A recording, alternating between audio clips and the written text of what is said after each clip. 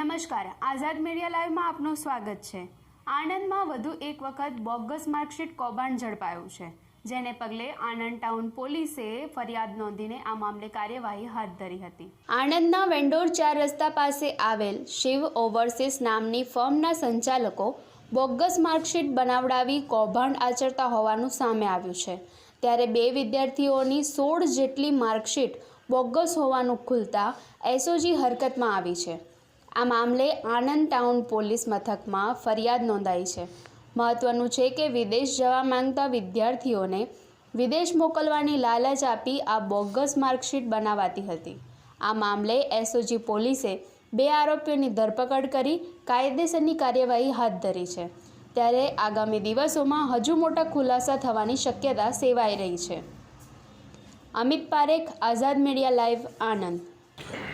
આણંદ જિલ્લામાં visa fraud તથા ખોટા દસ્તાવેજો બનાવી બાળકોને વિદેશે મોકલવાના ફ્રોડ થતા હોવાની હકીકત મળતા પોલીસ અધિક્ષક શ્રી બંસલ સાહેબની સૂચના અને માર્ગદર્શન હેઠળ તારીખ 28/3/2024ના રોજ એસઓજીમાં પીએ પોલીસ ઇન્સ્પેક્ટર તરીકે ફરજ બજાવતા જીગર પટેલની સૂચના અને માર્ગદર્શન હેઠળ પીએસઆઈ જેબી વાઘેલા તથા એસઓજીના સ્ટાફના માણસોએ આણંદ ટાઉનના વેંડોર ચોકડી પાસે આવેલ શ્રીનાથજી શોપિંગ સેન્ટરમાં આવેલ શિવ ઓવરસીઝ નામની દુકાનમાં અંકિત પટેલ ખોટા દસ્તાવેજો અને ખોટી માર્કશીટ બનાવી અને બાળકોને વિદેશ મોકલે છે તે મુજબની હકીકત ભરતકુમાર તથા પોલીસ કોન્સ્ટેબલ કુલદીપસિંહને મળતા રેડ કરતા અંકિત પટેલ પાસેથી 2 મોબાઈલ ફોન તથા એક લેપટોપ મળી આવેલ।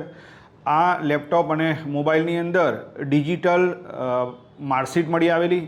આ બાબતે માર્કશીટો બાબતે પૂછતા અંકિત પટેલ કોઈ સંતોષકારક જવાબ આપેલ નહીં, જેથી એસઓજીની રેડિંગ ટીમે બંને મોબાઈલ તથા મોબાઈલ કબજે કરી આણંદ ટાઉન પોલીસ સ્ટેશનમાં જાણવાજોગ રજીસ્ટર કરી અને આ સમગ્ર કૌભાંડ બાબતે તપાસ હાથ ધરેલ।